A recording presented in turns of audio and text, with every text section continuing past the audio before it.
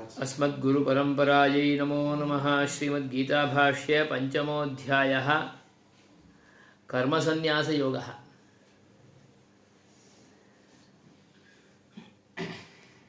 तत्र भगवद्रामानुजार्याणां अस्य अध्यायस्य उपोद्घातभागः, पूर्वपीठिकाभागः। चतुर्थे अध्याये कर्मयोगस्य ज्ञानाकारतापूर्वकस्वरूपभेदो ज्ञानांशस्य च प्राधान्यमुक्तम्। ज्ञानयोगाधिकारिणः अपि कर्मयोगस्य अंतर्गत आत्मज्ञानत्वात् अप्रमादत्वात् सुकरत्वात् निरपेक्षत्वात् ज्यायस्त्वं तृतीये एव उक्तम्। इदानीं कर्मयोगस्य आत्मप्राप्तिसाधनत्वे ज्ञाननिष्ठायाः शैघ्र्यात् कर्मयोगान्तर्गत अकर्तृत्वानुसन्धान प्रकारञ्च प्रतिपाद्य तन्मूलञ्च ज्ञानञ्च परिशोध्यते। अर्जुन उवाच यद्यपि अयमपि अंशः अस्माभिः आलोकितः, तत्र आदौ चतुर्थाध्याये उक्तं विषयं संगृह्य अस्मिंश्च पंचमे अध्याये प्रतिपाद्यमानः विषयः कः इत्यपि सूचनां प्रयच्छति। चतुर्थे अध्याये मुख्यरूपेण कर्मयोगः अपि मोक्षस्य साधनं भवति। तत्र केवलम् एकं तन्त्रम् अस्माभिः शास्त्रानुगुणं योजनीयम्। किं तत् तन्त्रं? कर्म करोति चेत् तद् वस्तुतः बंधाय कल्पते, बंध के लिए ही कारण होगा, परंतु अभी ये तंत्र को योजना करने से कर्म से बंधन नहीं होगा, बल्कि मुक्ति होगी। सुखम बंधात् प्रमुच्यते कदा? क्रियमाणे कर्मणि अकर्तृत्वानुसन्धानं करोति चेत्, क्रियमाणे कर्मणि फलाभिसन्धिं न उपस्थापयति चेत्, फलाभिसन्ध्या कर्म न कुर्यात्, अहं करोमि इति भावनया न कुर्यात्, तत्कर्म भगवद आराधनरूपं भवति। अतः तेनैव कर्म आराधनेन भगवान् प्रसन्नः सन् अस्मत्कृते परमपुरुषार्थं मोक्षम् अनुगृह्णाति। तदेव कर्म, नित्यं कर्म, नैमित्तिकं कर्म, प्रायश्चित्तरूपं कर्म, काम्यं कर्म, तदेव कर्म। आश्रमानुगुणं वर्णोचितं च कर्म, दायित्वानुगुणं कर्म, तत् कर्तव्यमेव, तद्विना मार्गान्तरं नास्ति। तेनैव पापविमोचः भवति, मोक्षः अपि अमृतत्वप्राप्तिः अपि भवति। परन्तु अकर्तृत्वानुसन्धानं फलाभिसन्धि रहितञ्च तत्कर्म भवेत्, भगवद आराधनरूपं तत्कर्म भवेत्। तेन आराध्यः सुप्रसन्नः सन् अस्मत्कृते परमपुरुषार्थम् अनुगृह्णाति, तत्र संशयः एव नास्ति इति तु भगवद्रामानुजार्याणां योऽयम् अभिप्रायः भगवतः श्रीकृष्णस्य वचनानुगुणम् उपपादितं तदत्र स्पष्टयति। किं तत्र विशेषः इति चेत्, कर्म ज्ञानाकारः भवति, कर्म ज्ञानाकारतां भजते। काम करना है तो क्या जानना है? जानने के बिना काम पूर्ण नहीं होगा, कर भी नहीं पाते हैं पूर्ण रूप में, परंतु वो ज्ञान परिपक्व ज्ञान होना चाहिए।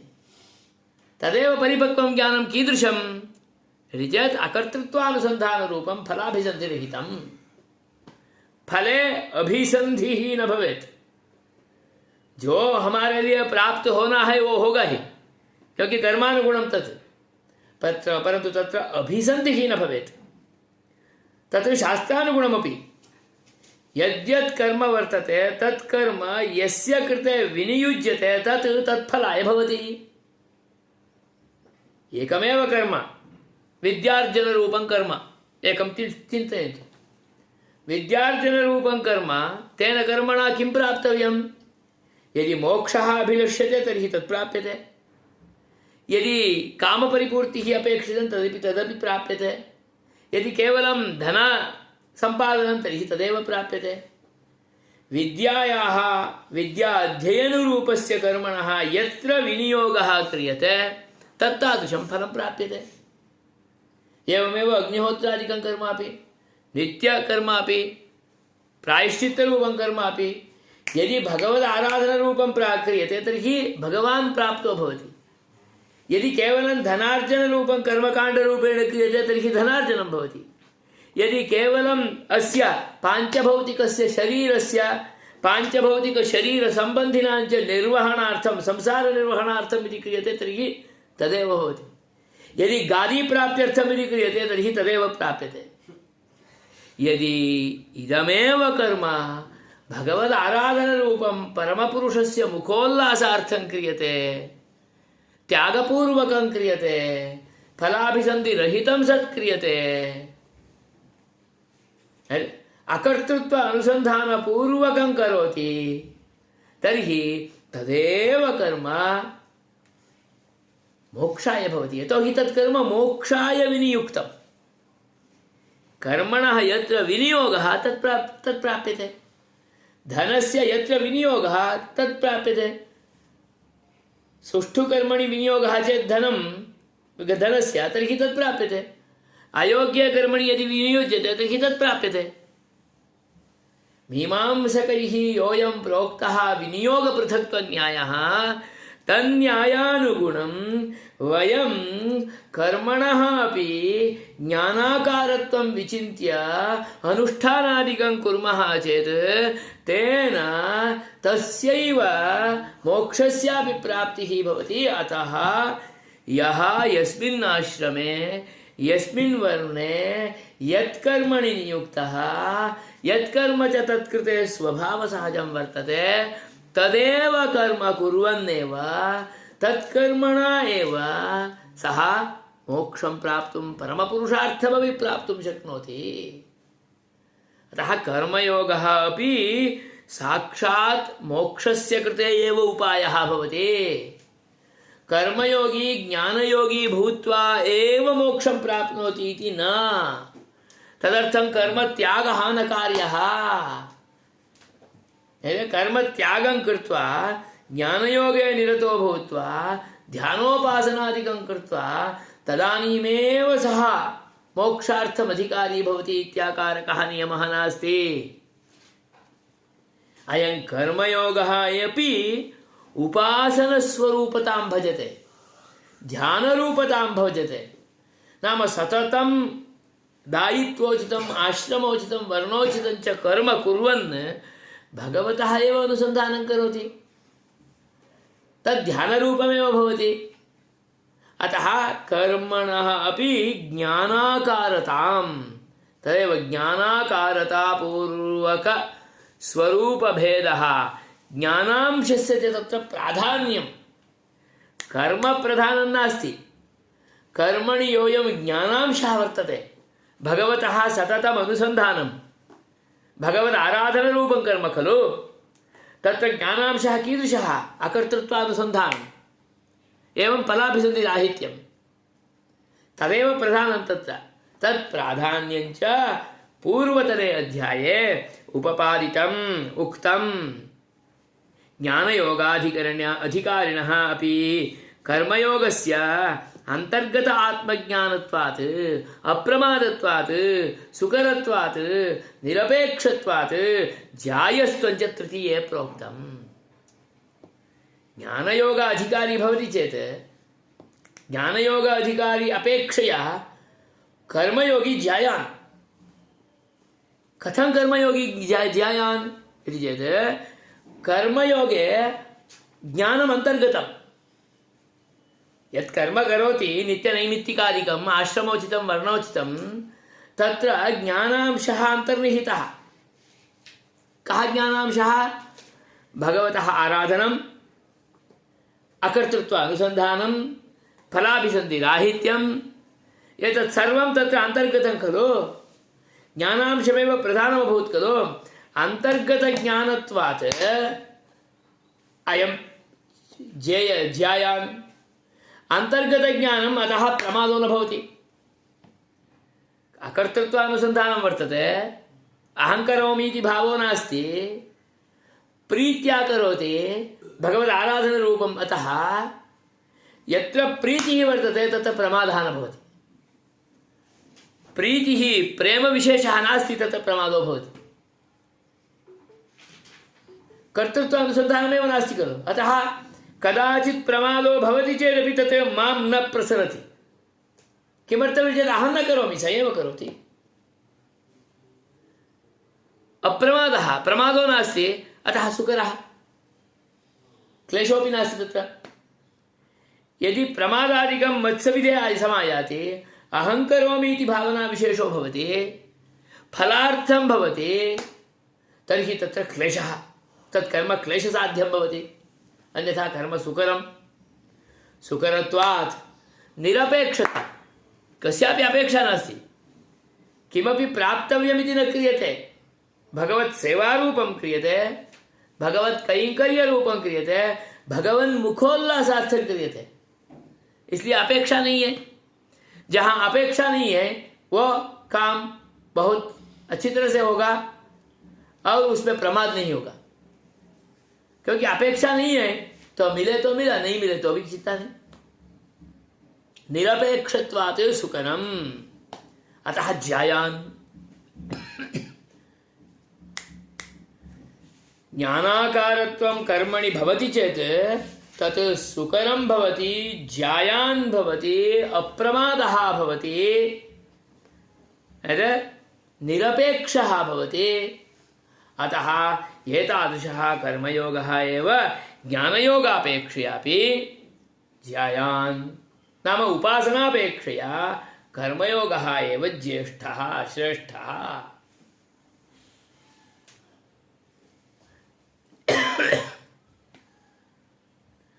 इदानीं कर्मयोगस्य आत्मप्राप्तिसाधनत्वे, कर्मयोगः आत्मप्राप्तिसाधनं नाम आत्मसाक्षात्कारार्थं साधनं भवति, मोक्षाय भवति। तत् साधनत्वं सिद्धं चेत् ज्ञाननिष्ठायाः शैघ्र्यात् कर्मयोग अंतर्गत अकर्तृत्वानुसंधान प्रकारञ्च प्रतिपाद्य तन्मूलं ज्ञानञ्च परिशोध्यते। आत्मप्राप्ति साधनत्वे कर्मयोगः शीघ्ररूपेणैव कार्याय भवति। एवञ्च कर्मयोगे ज्ञानमायाति चेत् ज्ञाननिष्ठा सुदृढा भवति, अन्यथा ज्ञाननिष्ठापि सुदृढा न भवति। और ज्ञाने परमात्मनि विद्यायां परमपुरुषस्य अनुसंधाने निष्ठा शीघ्ररूपेण भवति कर्मयोगाधिकारिणः कृते। कर्मयोगाधिकारी नास्ति तर्हि तत्कृते ज्ञाननिष्ठा शीघ्ररूपेण न भवति। ज्ञान में नाम उपासन में इत्यर्थः। उपासन में निष्ठा आनी चाहिए, नाम निशेषेण उपासने स्थिरः स एव भवितुमर्हति यः कर्मयोगी। नाम कर्मयोग को जो मोक्ष का साधनत्व समझ सकते हैं उनको ही ज्ञान निष्ठा जल्दी से आ जाती है। नहीं तो ज्ञाने निशेषेण स्थिरः अपि न भवितुमर्हति। ज्ञान में स्थिर हो जाता है, इसलिए उनके लिए वो कर्म भी मोक्ष के लिए साधन बन जाता है। अतः वदन्ति कर्मयोग अंतर्गत अकर्तृत्वानुसंधान प्रकारं प्रतिपाद्य। कर्मयोगे विद्यमानः विशेषः कः इति चेत् ज्ञानाकारता विशेषः अकर्तृत्वानुसन्धानम्।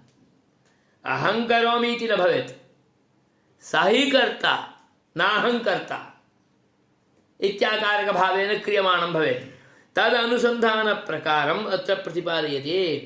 तदाधारेण ज्ञानम् इत्याकारकं विशुद्धं भवति, पवित्रं भवति, योग्यं भवति। अन्यथा ज्ञाने दोषः भवति। अतः तद् अत्र उपपादयति। कथम्? अर्जुनस्य परिप्रश्नस्य आधारेण। किम् अर्जुनः पृच्छति इदानीं?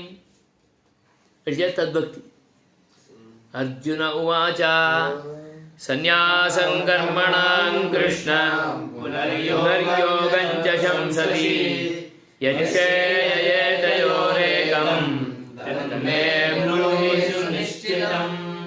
हे कृष्ण, एकत्र कर्मयोगस्य प्रशंसां करोति, अपरत्र ज्ञानयोगस्य प्रशंसां करोति। संन्यासं नाम कर्मसन्यासः, कर्मसन्यासः इति ज्ञानयोगः। एकत्र कर्मसन्यासं करोतु इति चेत् कर्मत्यागरूपं ज्ञानयोगं तस्य प्रशंसां करोति। एकत्र कर्मयोगस्य प्रशंसां करोति। एतयोर्मध्ये कः श्रेयः? किं श्रेयः एतयोः?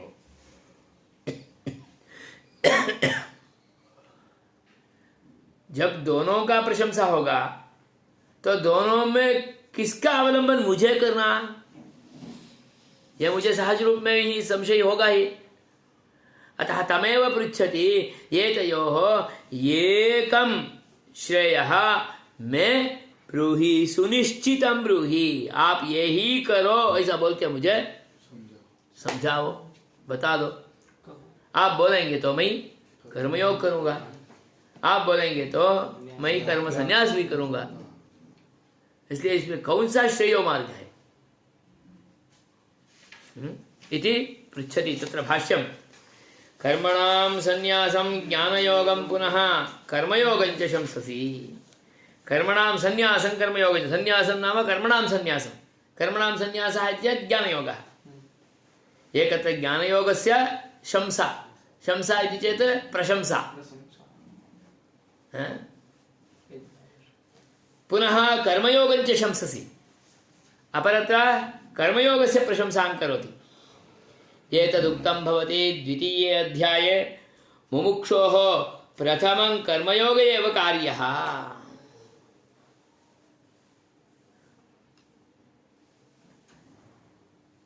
कर्मयोगेन मृदितान्तःकरणकषायस्य ज्ञानयोगेन आत्मदर्शनं कार्यम् इति प्रतिपाद्य पुनः तृतीयचतुर्थयोः ज्ञानयोगाधिकारदशायाम् आपन्नस्यापि कर्मनिष्ठा एव ज्यायसी इत्युक्तम्।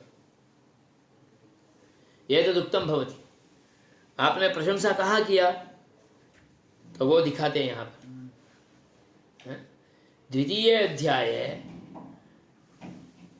मुमुक्ष ज्ञान सांख्य योगे नाम ज्ञान योगे मुमुक्षोः कर्म प्रथमं कर्मयोगः एव कार्यः। मुमुक्षुः अस्ति चेत् तेन किं कर्तव्यं? कर्मयोगः कार्यः। कर्मयोगं करोति चेत् किं भवति? अंतःकरणादिकं सर्वं मर्दितं भवति। उसके लिए एक्सरसाइज होगा। सभी बाह्येंद्रिय, अंतरिंद्रिय, कर्मेंद्रिय सबको मर्दनं भवति, संस्कारः भवति। जैसा कुंभार माटी को मर्दन करता है तो ही माटी बन जाता है, वैसा इसका इंद्रियों का मर्दन होगा।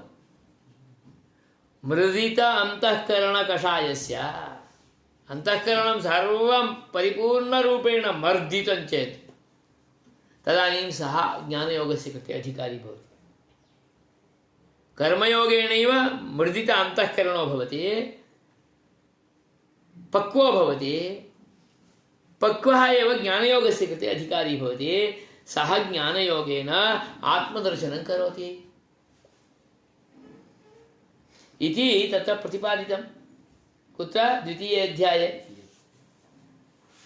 पुनः तृतीय चतुर्थाध्याये किं करोति? कर्मयोगः मुख्यः इत्येवं रूपेण उपपादयति। सः ज्येष्ठः इति वदति, सः सुकरः इति वदति। और कर्मयोगे ज्ञानाकारः प्रधानः इति उच्यते। ज्ञानाकारस्य प्रधानत्वात् ज्ञानांशः यत्र प्रधानभूतः तादृशः कर्मयोगः श्रेष्ठः, ज्यायान्, सुकरः इत्यादि इत्यादि उपपाद्यते। तो मुझे क्या करना है? कर्मयोग करके ज्ञान योग में आना या केवल डायरेक्ट कर्मयोग में रह जाना? अतः ज्ञान योग अधिकार दशायाम आपन्नस्यापि कर्मनिष्ठा एव ज्यायसी। तत्रापि वदति ज्ञानयोगी यद्यपि तत्स्तरे अस्ति तदानीमपि तेन तु कर्मनिष्ठा तु न त्यक्तव्या। कर्मनिष्ठया सह यः ज्ञानयोगी भवति स एव ज्यायान्। अतः कर्मनिष्ठा ज्यायान् इत्यभूत्। एवञ्च कर्मनिष्ठां प्रशंससि, तस्य प्रशंसां करोषि। तत्र एतयोः ज्ञानयोग कर्मयोगयोः पंक्ति देखिए, स्पष्ट है, सुलभ है। ज्ञानयोग कर्मयोगयोः आत्मप्राप्ति साधन भावे, नाम अध्यात्मतत्व प्राप्ति साधन भावे यत् एकं सौकर्यात् शैघ्र्याच्च श्रेयः श्रेष्ठम्। यत् एकं श्रेयः श्रेष्ठम्।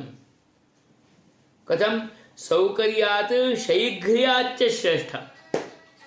हमें सब काम जल्दी भी होना है और अच्छा भी होना है और सुकर होना है, कहीं भी कठिनाई से प्राप्त होना ऐसा नहीं होना है। तो सौकर्यात् श्रेष्ठ्यात् शैघ्र्याच्च यत् श्रेयः वर्तते तत् मे ब्रूहि, मत्कृते वद इति तत् मे ब्रूहि इति सः पृच्छति। कः? अर्जुनः। तन्मे ब्रूहि सुनिश्चितम्। सम्यक सुष्ठु निश्चयं कृत्वा मत्कृते ब्रूहि। फिर मुझे ये गुड़गुड़ायते, ये संशय में नहीं डालो।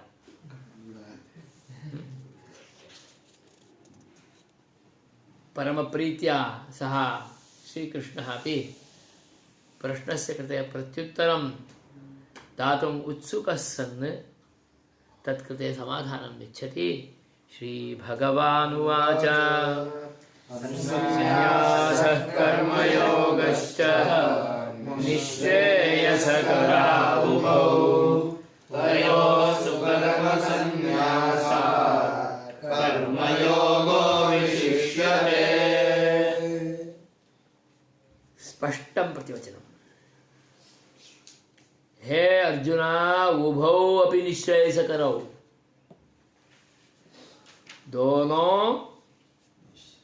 निःश्रेयस प्राप्त करने के लिए साधन है। दोनों ही मार्ग प्रशस्ति है, अच्छा है। संन्यासः कर्मयोगश्च, नाम कर्म संन्यासः कर्मयोगश्च, ज्ञानयोगः एवं कर्मयोगः इति इमौ उभौ अपि निःश्रेयसकरौ। परंतु तयोर्मध्ये, तयोस्तु, तू इत्यस्य कृते तयोस्तु, उन दोनों में तो कर्म संन्यासात् कर्मयोगः विशिष्यते।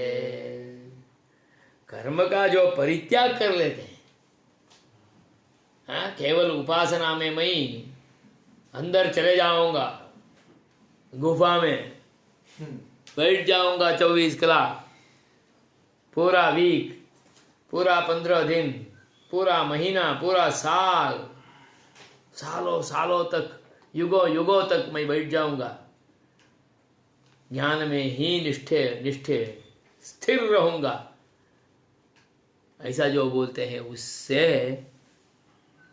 ऐसा जो चले जाऊंगा ऐसा प्रशस्त मार्ग समझ के जाते हैं, उससे कर्मयोग विशिष्यते। जो अपने लिए आया हुआ कर्म है उसमें स्थिर रहना अच्छा है। वर्णोचितम आश्रमोचितम दायित्वोचितं च यत् कर्म अस्मत्कृते नित्य नैमित्तिक प्रायश्चित्त काम्यादि रूपं कर्म आगतम तत्रैव स्थिरो भवेत्। तदेव श्रेष्ठम् इति अर्जुनमुद्दिश्य श्रीकृष्णः वक्ति। संन्यासः ज्ञानयोगः कर्मयोगः च, ज्ञानयोगः कर्मयोगः च उभयमपि इत्यर्थः। ज्ञानयोगशक्तस्य अपि उभौ निरपेक्षौ निश्रेयसकरौ। उपासना ज्ञान योग इतना आसानी नहीं है। पूरा दिन ध्यान में रहना हो सकता है, अत्यंत कठिन है। किसी को कभी कुछ हो जाता है, परंतु जिसको होता है उनको भी कर्मयोग में रहना उचित है। उसका अर्थ ये है, समय समय पर कर्मयोग अनुष्ठान करते हुए ही ज्ञान योग में रहना ज्ञान योगी को भी। तो ज्ञान योग श्रेष्ठ है या कर्मयोग? तो कर्मयोगी होगा। अतः स्पष्टयति कर्मयोगः च ज्ञानयोगशक्तस्यापि उभौ निरपेक्षौ निश्चयसकरौ। उभौ अपि निश्चयसकरौ। एक के साथ अपेक्षित होके नहीं, अपेक्षित होने का भी जरूरत नहीं है। ऐसा दोनों स्वतंत्र रूप में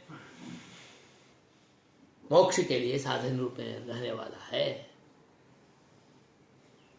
तयोस्तु कर्म संन्यासात् ज्ञानयोगात् कर्मयोगः च एव विशिष्यते।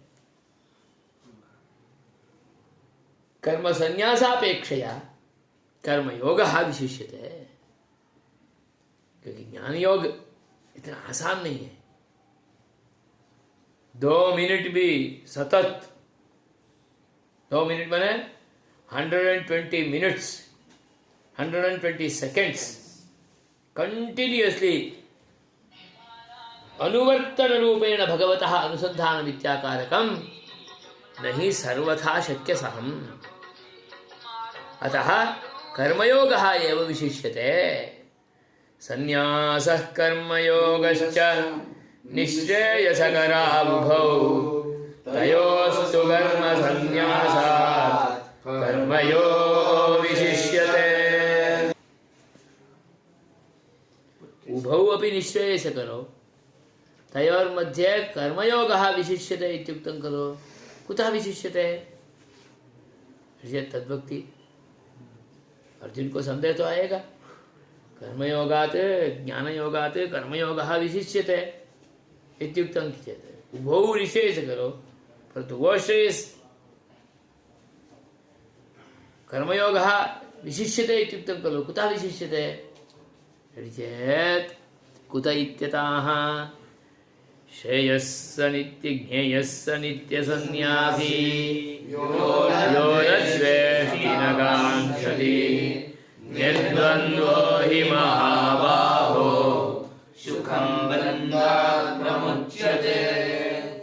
हे अर्जुन, सः नित्य सन्यासी ज्ञेयः यः न द्वेष्टि न काङ्क्षति।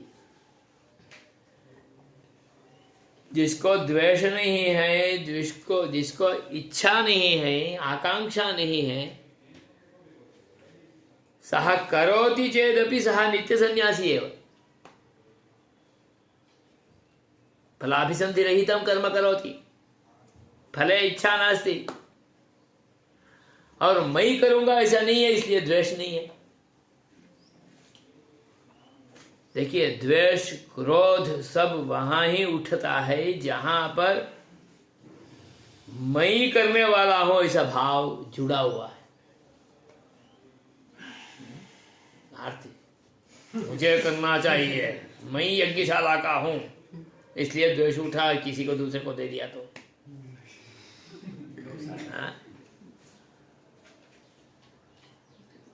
मैं करता ही नहीं हूं, सब कर रहे हैं, तदानी न द्वेषा। और द्वेष इसलिए नहीं होता है क्योंकि उससे कोई एक्सपेक्टेशन नहीं है। મને મળવું જોઈએ એવું નથી। मत्कृते किमपि प्राप्तव्यम् इति भावः अस्ति चेत्, आकांक्षा अस्ति चेत्, निरीक्षा अस्ति चेत्, तत्र मुझे करना ऐसा होगा। एक बड़ा कर्मकांडी, एक छोटा कर्मकांडी। बड़ा कर्मकांडी को कुछ मिलना है, सब कुछ मुझे ही आना है ऐसा ही, तो सब में वही जाएगा। उसको स्थान नहीं मिला तो क्रोध आ जाएगा, मुझे नहीं मिलना है, सबको मिलना है, नहीं तो भगवान का सेवा के रूप में करना है। आकांक्षा ना अस्ति है, हाँ मुझे ही करना, ऐसा भाव होगा नहीं तो द्वेष नहीं होगा, सब मिलके करेंगे, काम हो जाएगा, अच्छा हो जाएगा और सुकर हो जाएगा। बिना टेंशन, बिना क्लेश काम हो जाता है। सामूहिकम सर्वं कर्म तादृशमेव। मुझे ही सब कुछ करना है तो होगा ही नहीं कभी भी। मुझे ही सब कुछ करना ऐसा भाव उसको ही होता है जिसको मुझे ही सब कुछ प्राप्त हो जाना है ऐसा होगा। अतः फलाभिसंधि रहितं कर्म, कर्तृत्व अनुसंधान रूपं कर्म यद वर्तते तत्कर्म यदस्ति तत्र न द्वेषः न कांक्षा आशा पाशादिकं नास्ति। अतः द्वन्द्वैः विमुक्तः निर्द्वन्द्वः निर्गतः द्वन्द्वः यस्मात् सः निर्द्वन्द्वः। करना या नहीं करना वो भी नहीं होगा, सब कुछ करना ही है। मुझे ही करना, उनको करना नहीं, नहीं मैं भी कर सकता हूं, वो भी कर सकते हैं। द्वंद्व नहीं है वहां कहां भी। हे महाबाहो यस्य कृते द्वंद्वो नास्ति, द्वंद्व रहितः एव निर्द्वंद्वः एव बन्धात् सुखम प्रमुच्यते, सुखेन बन्धात् प्रमुक्तो भवति। यस्य कृते द्वन्द्वः अस्ति सः सुखेन बन्धात् मुक्तो भवितुं नार्हति। कहीं भी मेरा सत्ता नहीं है, कहीं भी मैं करने वाला नहीं हूं, कहीं भी मेरे लिए फल का आकांक्षा नहीं है, तो न द्वेष्टि न कांक्षति। द्वंद्व रहितः अतः बन्धात् प्रमुच्यते, बन्धात् सुखम प्रमुच्यते, वो विशेष विचार है। आसानी से मोक्ष हो जाए। सब कार्य यही, अध्ययनम भवेत्, पठनम भवेत्, व्यवस्थानादिकं भवेत्, कर्मयोग यज्ञ यागादि कर्म भवेत्, नित्य नैमित्तिकादि अनुष्ठानं भवेत्, सर्वमपि तादृशमेव। वर्णोचितम्, आश्रमोचितं, दायित्वोचितं, सर्वं कर्म तदानीमेव सुखाय भवति यदा च तत्र द्वन्द्वः नास्ति। यस्मिंश्च कर्मणि आकांक्षा विशेषो नास्ति, यत्र च द्वेषो नास्ति।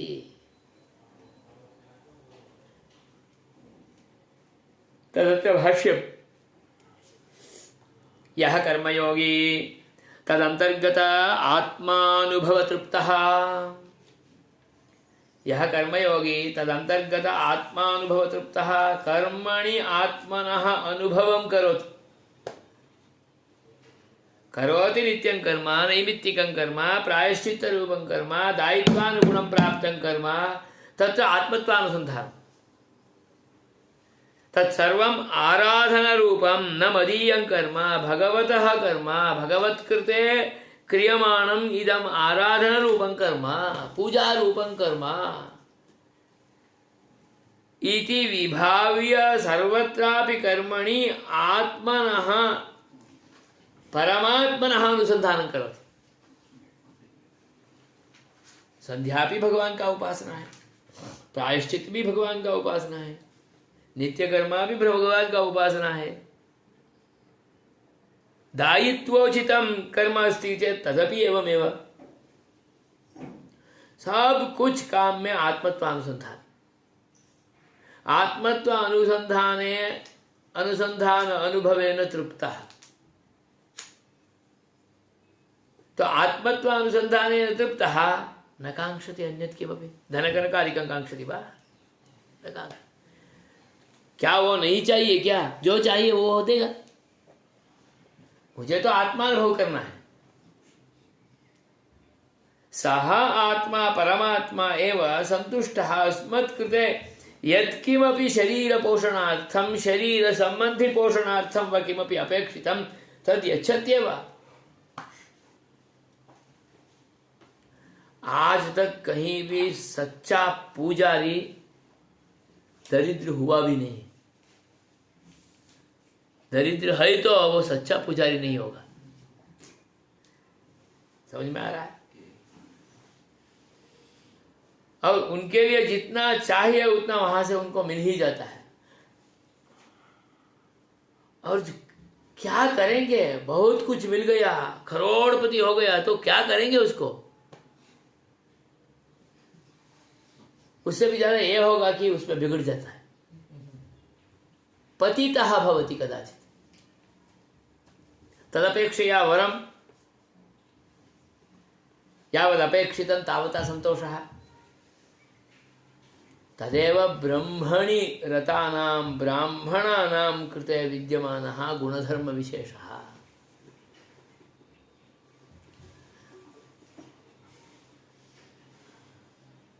तदेव उपपादयन्ति। अंतर्गत आत्मानुभव तृप्तः तद्व्यतिरिक्तं किमपि न कांक्षति, किमपि न कांक्षति। ततएव किमपि न द्वेष्टि। आकांक्षा नास्ति भगवदनुभवं विना अन्यत्र, अतः द्वेषोऽपि नास्ति।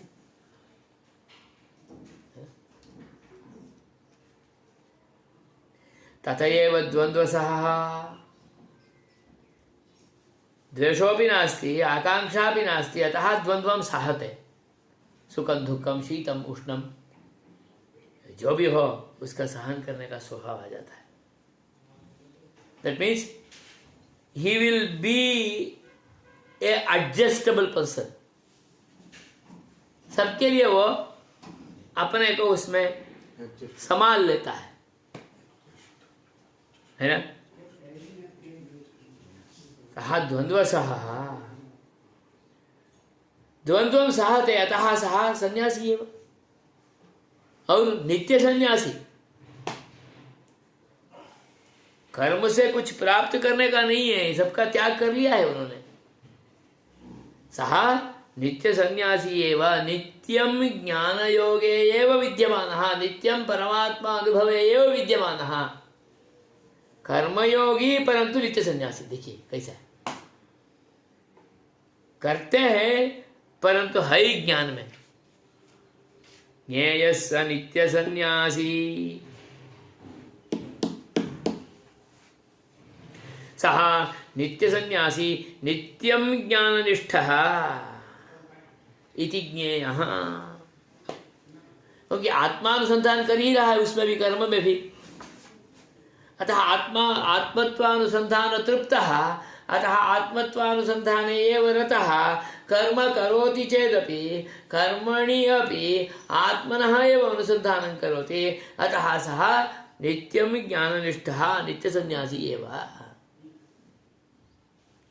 सही सुकर कर्म योग निष्ठतया सुखम बंधात् प्रमुच्यते। अपने के लिए कुछ नहीं कर रहा है भगवत सेवा रूपं कर रहा है। आत्मत्वानुसंधान रूपं करोति अतः सुकरः सुखेन कर्तुं शक्नोति। सुखेनैव कर्मयोगे निष्ठः निशेषेण स्थिरः। जिसको कर्म में भगवान का अनुसंधान नहीं है उसको वो कर्म भारी पड़ जाता है। जिसको कर्म में आत्मत्वानुसंधान है उसको वो कर्म कभी भी भारी नहीं पड़ेगा। जितना लंबा करेंगे तो उतना लंबा करने के लिए तैयार हो जाते। सुबह से रात तक, रात को भी लेट नाइट तक भी आप कर्मयोग में बोलो तो पड़ा रहेगा। क्योंकि कर्मयोग में कर्म का उसको दर्शन नहीं होता है, प्रत्युता ज्ञान का ही दर्शन होता है। उसका अर्थ ये है कि उसमें भी वो आत्म तत्व का ही सतत अनुसंधान कर रहा है। थकान कहाँ? जो भगवान में निरत है उसको थकान नहीं होगा। जो शुष्क कर्म में रहते हैं, कुछ कमाई के लिए उसमें पड़ा रहता है, तो उसके लिए वो कर्म भारी पड़ जाता है। वो बोलेगा हाँ गुरुजी सुबह से 12 बजे तक यज्ञ में बैठा हूं, अब तो नहीं होगा। क्यों नहीं होगा? मैंने वो तो कर्म में पड़ा है, आराधना में नहीं पड़ा है। अनुसंधानं न करोति सः तत्कर्म 5 घंटात्मकं कृत्वा किमपि धनकनकादिकम् अर्जयित्वा तद्वारा किमपि सुखसाधनादिकम् अवलंब्य तत्र एतत् शरीर सुखं किमपि भोक्तुम् अभिलषति अथवा एतत् शरीर सुखं स्वपरिवारस्य कृते किमपि भोजयितुम् अभिलषति, इसलिए भारी पड़ जाता है। अतः तत्कर सः कर्मयोगः सुकरः भवति। अतः वदति सुकर कर्मनिष्ठा कर्मयोग निष्ठतया सुखे सुकर कर्मणि एव सततम निरतः। अतः उसको मालूम ही नहीं होता है, अपने आप उस कर्म से छूट जाता है। कर्म से छूट जाता है माने प्रारब्ध कर्मादि दोषादिकं यद् वर्तते तैहि मुक्तो भवति, नाम आत्मतत्त्वं प्राप्नोति, मोक्षाय अर्हो भवति, सुखं बन्धात् प्रमुच्यते। ज्ञेयः स नित्यसन्न्यासी यो न द्वेष्टि न काङ्क्षति निर्द्वन्द्वो हि महाबाहो सुखं बन्धात् प्रमुच्यते। अग्रे ज्ञानयोग कर्मयोगयोः आत्मप्राप्ति साधन भावे अन्योन्य नैरपेक्ष्यमाः। ज्ञानयोग कर्मयोगौ उभौ अपि निःश्रेयसकरौ इत्युक्तम्। निःश्रेयसकरा उभौ तयोस्तु कर्मसन्न्यासात् कर्मयोगो विशिष्यते इत्युक्तं खलु। तत्र उभौ अपि निश्चयसकरौ निरपेक्षौ निश्चयसकरौ उभौ अपि विद्यते ज्ञानयोग कर्मयोगौ। ज्ञानयोग कर्मयोग का अपेक्षा से ही मोक्ष के लिए साधन होगा ऐसा नहीं है। कर्मयोगी ज्ञान योग का अवस्था को प्राप्त करके ही मोक्ष का अधिकारी होंगे ऐसा भी नहीं। दोनों परस्पर अपेक्षित नहीं है। जो कर्म में है वो भी मुक्ति पा सकते हैं, जो ज्ञान में है वो भी मुक्ति पा सकते हैं। इसका अर्थ ये है, जो जो जहाँ जहाँ जैसा जैसा है, वहाँ वहाँ वैसा वैसा ही करते करते उसी स्थान से उसी जन्म में मोक्ष के लिए अधिकारी बन सकता है। यह अत्यंत उत्कृष्ट योगदान है भगवत्पाद रामानुजाचार्य का, शास्त्रानुगुण उपापादन है। नहीं तो बाकी सब लोग कर्म करो, करके दूसरा जन्म पाओ, उसमें ज्ञान का अधिकारी बनो, उसमें ज्ञान योगी बन के बाद में मोक्ष में प्राप्त करो, ऐसा सब बताया। परंतु वो नहीं होगा ऐसा नहीं है, परंतु यह कर्मयोगी सोपि मोक्षार्थम अर्हः तदपि शास्त्रानुगुण रूपेणैव सिद्धं करोति, शास्त्रम् अनुसृत्यैव तदुपपादयति। अत्र अन्योन्य निरपेक्षौ परस्पर अपेक्षा के बिना उभौ अपि आत्मसाधन भावे साधन रूपौ भवतः तत्कथम् इति तदुपपादयति अत्र अस्मिन् चतुर्थे श्लोके। सांख्ययोगौ पृथक् बालाः प्रवदन्ति न पंडिताः एकमप्यास्थितः सम्यक् उभयोर्विन्दते फलम्। सांख्ययोगौ पृथक् इति बालाः प्रवदन्ति, पंडिताः न। ज्ञानयोग कर्मयोगौ फलभेदात् पृथक् भूतौ इति ये प्रवदन्ति ते बालाः। सांख्ययोगः नाम ज्ञानयोगः, कर्मयोगः इति उभौ अपि पृथक्।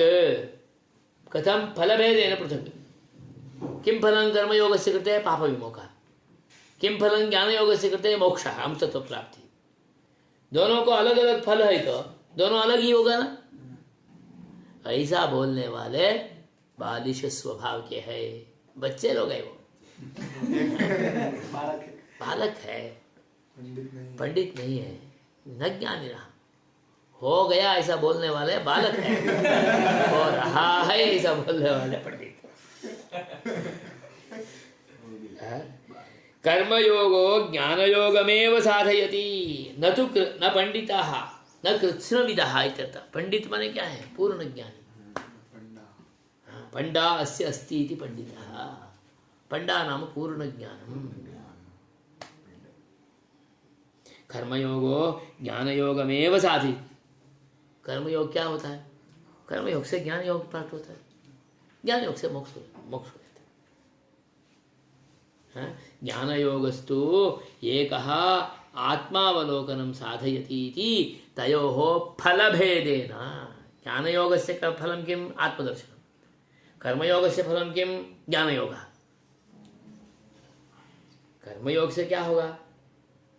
पाप विमुख हो जाएगा, मृत्युतरण हो जाएगा, प्रारब्ध कर्म चला जाएगा। तो क्या होगा? ज्ञान योग के लिए अधिकारी मिल जाते हैं। कर्मयोगस्य फलं ज्ञानयोगः पाप विमोक द्वारा, ज्ञानयोगस्य फलं मोक्षः इति पृथक् पृथक् वदन्ति खलु ते इत्यर्थः। इति तयोः फलभेदेन पृथक्त्वं वदन्तः न पंडिताः न पूर्णज्ञानिनः। एकमप्यास्थितः सम्यक् उभयोर्विन्दते फलम्। स्पष्ट रूपेण श्री कृष्णः उपपादयति। एकमपि सम्यक् आस्थितः उभयोः फलं विन्दते। एकमपि सम्यक् आस्थितः तै उभयोः आत्मावलोकन फलयोः एकफलयोः। उभयोः फलं किम्? चेत् उभयोः पृथक् पृथक् फलं न, एकमेव फलं। किं फलम्? आत्मावलोकनम्, आत्मसाक्षात्कारः फलम्।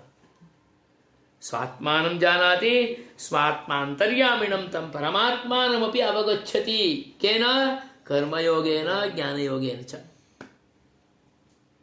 उभयोः फलं किमिति चेत् एकमेव आत्मावलोकन एकफलयोः एकफलत्वेन एकम् इति आस्थितः तदेव फलं लभते उभयोः फलम् एकमेव आत्मावलोकनम् अतः उभयमपि एकमेव साधयति अतः उभयमपि एकमेव साधयति चेत् उभयत्रापि एकस्यैव अनुसन्धानं भवति नाम कर्मणि अपि आत्मनः एव आराधनं ज्ञानेनापि आत्मनः एव आराधनं कर्मणा अपि तस्य अभ्यर्चनं ज्ञानेनापि तस्यैव अभीतः अर्चनं कर्मणा अन्यत् किमपि फलसाधनं नास्ति फलं नास्ति